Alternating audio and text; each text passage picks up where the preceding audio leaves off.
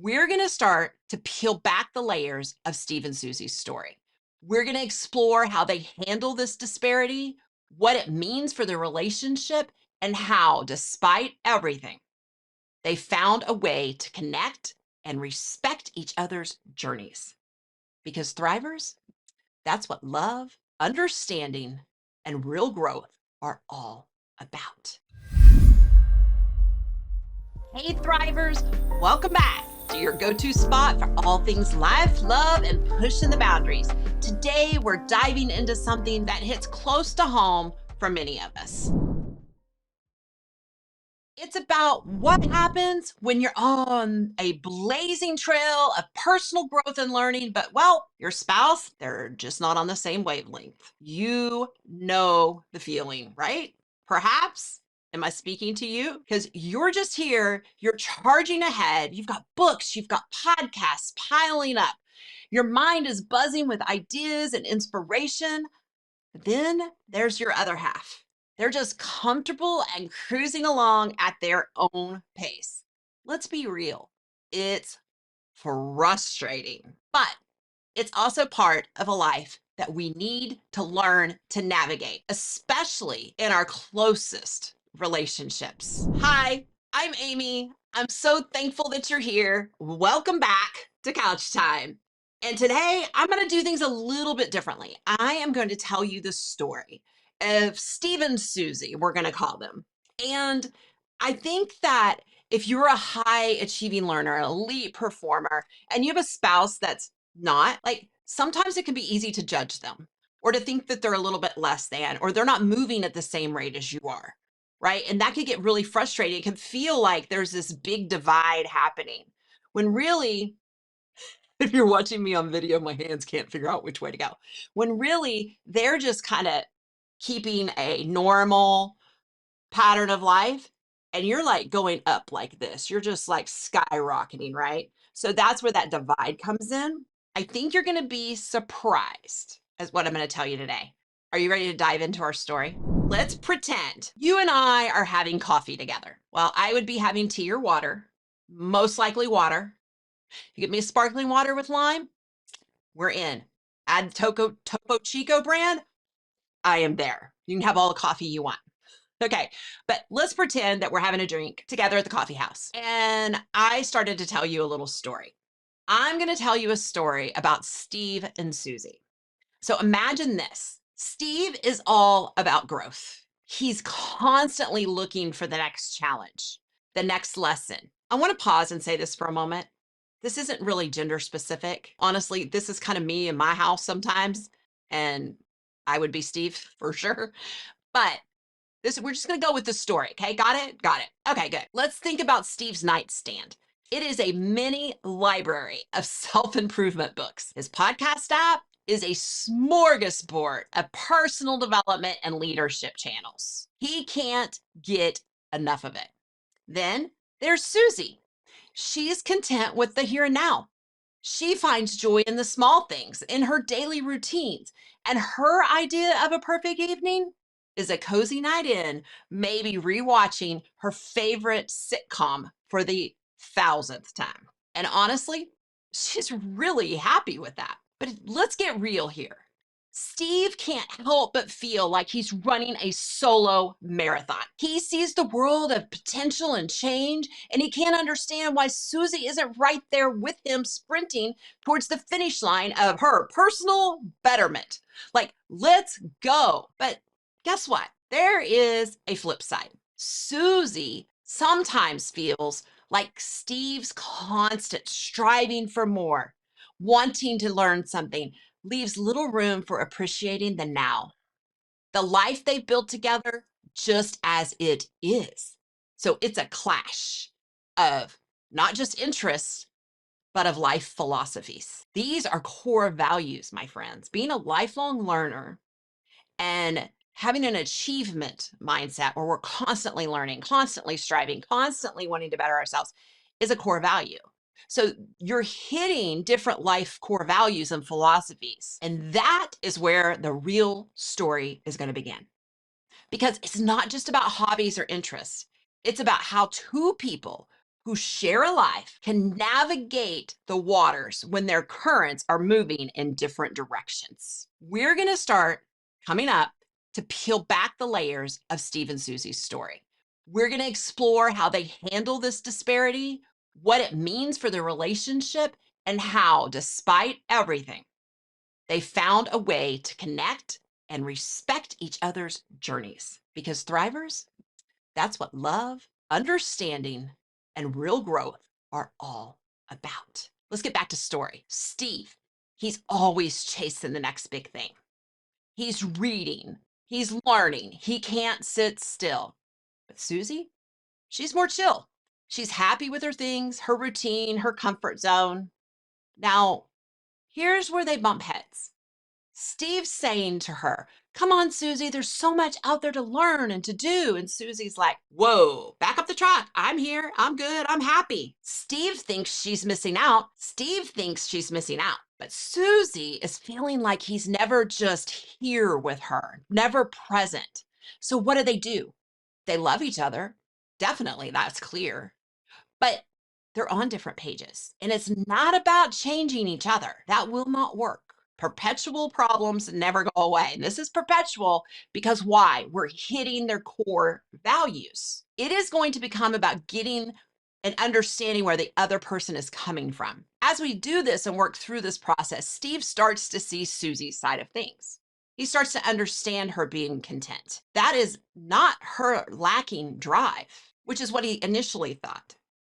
It's about her enjoying life in her own way. And Susie, she gets that Steve's hunger for more is part of what makes him him and successful. They have to find the middle ground. It's not about agreeing with each other's perspective. It's about hearing each other and being empathetic and trying to understand it. Doesn't mean you agree with it or it's how you would do it, right? They came to a workshop with me. This was years ago. It was learning for Steve, but we also threw in just a little bit of creativity for Susie in this workshop, right? So she would want to come because she could be a little bit more creative with things and we could pivot and go with the flow. But Steve wanted to go to the workshop to learn, right? He just didn't know what was going to hit him there. But what happened after this workshop changed everything. It was night and day. They started making time for having what I call real talks. Not talks just about their day or who's going to do this carpool or that carpool or this store, grocery store, or this errand, but what is going on inside? What are their dreams, their worries, and what are their small wins? So, what's your lesson here? It's not about having the same passions or even driving in the same lane. It's about understanding each other's individual paths.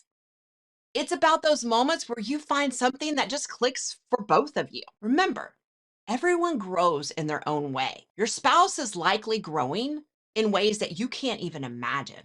It just may not be by a podcast or a workshop or a book. It may be just natural life learning. The trick, though, in any relationship is keeping the conversation going. It's being respectful and trying to see the world through each other's eyes.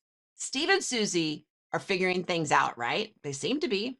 They're learning about each other. They're finding those sweet spots where their worlds overlap. But what happened before is they continually were at each other because they weren't taking the time simply to hear each other and understand each other's perspectives. So the negativity started taking over. Once it takes over in one area, it just spirals until you get into what I call negative overwhelm. While they're working on it, it's not all smooth sailing. Just like any couple, they have their moments. One time, Steve signed up for this intense weekend leadership seminar. He is pumped. He is excited and he's thinking Susie might want to tag along. But Susie, she'd rather hang back, do a pottery class she's been eyeing. And Steve, he's upset. He's bummed.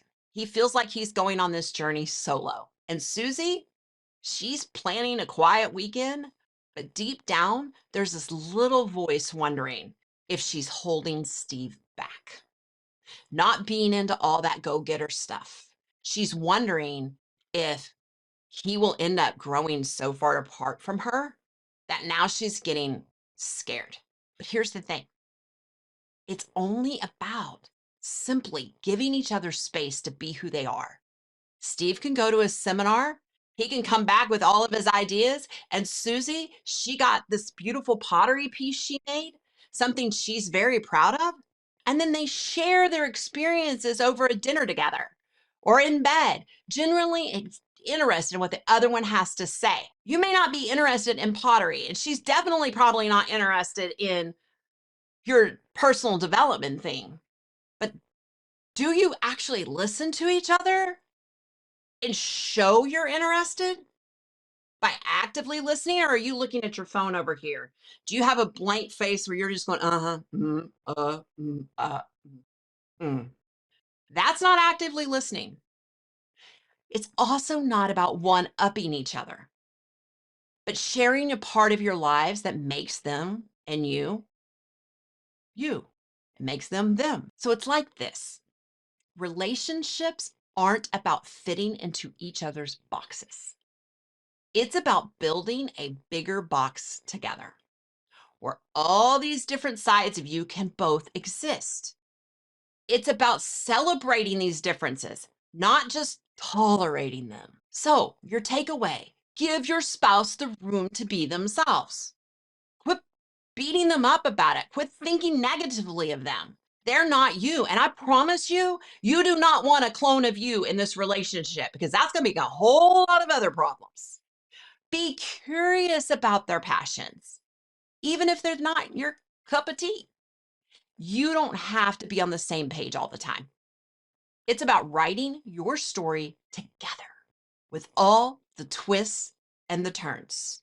And I bet if you're Steve, you are not bringing home amazing pottery. This journey that Steve and Susie are on, it's teaching them a lot, not just about each other, but about themselves. For Steve, he's starting to appreciate the now a bit more. He's learning from Susie that sometimes sitting back and enjoying the moment is as important as chasing the next big goal. And Susie, she's getting a taste of Steve's world now that it's not being forced down her throat or she's not being shamed for it. She's a little bit more interested in it and meeting him there. She's not going to turn into a seminar junkie. Let's get real on that. But she is dipping her toes in. She sometimes now listens in on one of Steve's podcasts and finds something that clicks with her. And she's able to share it and have a conversation. So she's coming towards him more. But here's the real gold in their story. They are both realizing it is okay to have different passions. It's like they're teaching each other a new language, the language of their individuality, their love, and their interests. So, Steve's world of constant growth and Susie's world of contentment and peace, they're learning to speak bits of both because they're coming towards each other now. And what's really cool about this is how they start to see their differences not as obstacles now, but as opportunities. Opportunities to grow. Yeah, but also to support, to cheer each other on. And Steve has a front row at Susie's pottery exhibition. And she's there listening to his ramblings that he's so excited about after a seminar. They're finding joy in each other's joy. And that is what it's all about, Thrivers. It's about building a life together where you both can be your true selves. It's not about changing each other to fit some perfect mold. It's about growing together in your own unique, individual ways. So, as Steve and Susie keep navigating their different paths, they're also discovering something pretty amazing. They are finding new ways to connect, ways they hadn't thought of before. It's like they're building their own special love language. It's a mix of Steve's drive and of Susie's peace. Let's look at their evenings. It used to be Steve would be buried in his books while Susie caught up on her favorite shows. Now they've got this little ritual. Some nights they pick a book to read together or a devotional, and sometimes it's something that strikes a chord with both of them that they both enjoy. Other nights, Steve joins Susie on the couch and they find a show they can both get into. So it's about a give and take. Finding those moments where their worlds can blend will not lead them to being married roommates. Now, on the weekends, they have turned into this cool mix of what I love Steve days and Susie days. A Steve day might mean a hike, something active, getting out there.